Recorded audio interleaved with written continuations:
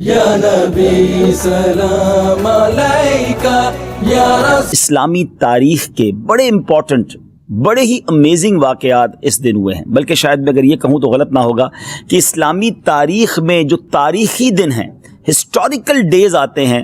وہ عاشورہ کا دن ہے۔ سبحان اللہ۔ اب ذرا سب سنتے جائیے گا کہ حضرت آدم علیہ نبینا علیہ الصلوۃ والسلام کی جو توبہ قبول کی گئی وہ دن 10 محرم الحرام کا تھا۔ حضرت آدم کی جو پیدائش ہوئی، دا برتھ ڈے آف سیدنا آدم علیہ الصلوۃ والسلام، وہ بھی 10 محرم۔ اسی دن انہیں جنت میں بھی داخل کیا گیا۔ اسی دن عرش، کرسی، آسمان، زمین، سورج، چاند، ستارے اور جنت کو پیدا کیا گیا۔ آپ سوچئے کہ بیسکس آف دا ورلڈ جو ہیں وہ 10 محرم والے دن پیدا کیے گئے ہیں۔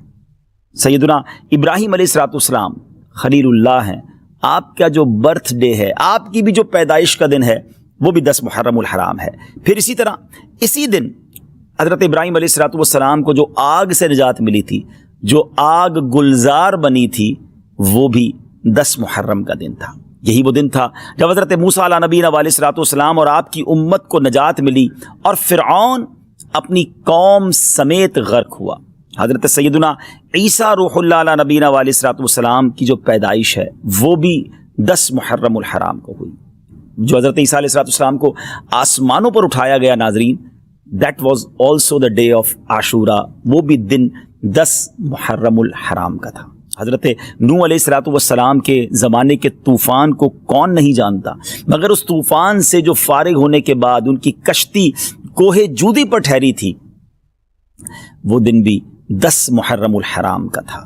حضرت سلیمان علیہ الصلوۃ والسلام کی بادشاہت پوری دنیا میں مشہور ہے، مگر جو یہ بادشاہت، یہ ملک عظیم آپ کو جو عطا کیا گیا،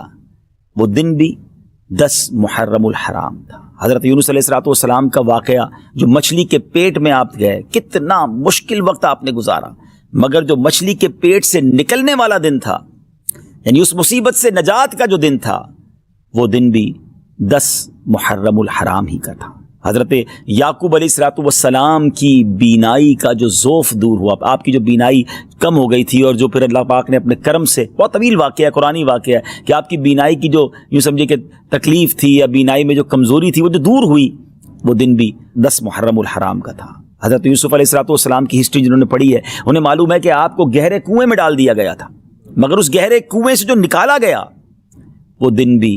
10 محرم الحرام کا تھا۔ حضرت ایوب علیہ الصلوۃ والسلام کے صبر کو، آپ کی تکلیف کو، آپ کی بیماری کو آپ جانتے ہوں گے، آپ نے پڑھا ہوگا کہ ان کے ساتھ کتنی پرابلمز تھی، مگر اس تکلیف کو جو دور کیا گیا،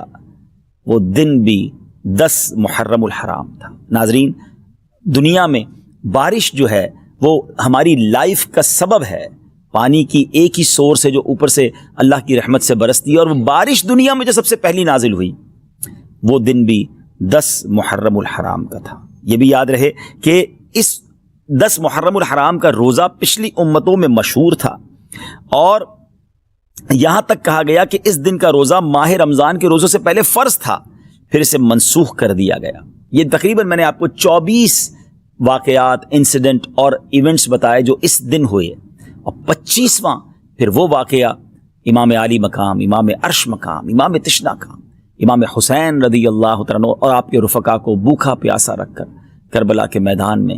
جو شہید کیا گیا، وہ دن بھی 10 محرم الحرام کا۔ اگر کسی کا ذہن ہو تو وہ سوچے کہ اس دن میں اللہ کی رحمت کو کس قدر پکار سکتا ہوں، کس قدر عبادت کر سکتا ہوں۔ جو رب حضرت یوسف کو گہرے کنویں سے نکال سکتا ہے، جو حضرت یونس کو مچھلی کے پیٹ سے نکال سکتا ہے، جو حضرت ایوب کی بیماری کو دور کر سکتا ہے، جو حضرت موسیٰ کے لیے عاشورہ کے دن فرعون سے نجات کے لیے دریائے نیل میں راستے نکال سکتا ہے، وہ رب کریم میری مشکلوں کو بھی دور فرما سکتا ہے، وہ رب کریم میرے لیے بھی رحمت کے دروازے کھول سکتا ہے۔ تو یہ رات اور کل کا دن ہم نے عبادت میں، رب کو پکارنے میں، اس کی بارگاہ میں التجا کرنے میں گزارنا ہے، اور اس کی بارگاہ میں اسی طرح التجائیں کرنی ہیں، تو انشاءاللہ ضرور کرم ہوگا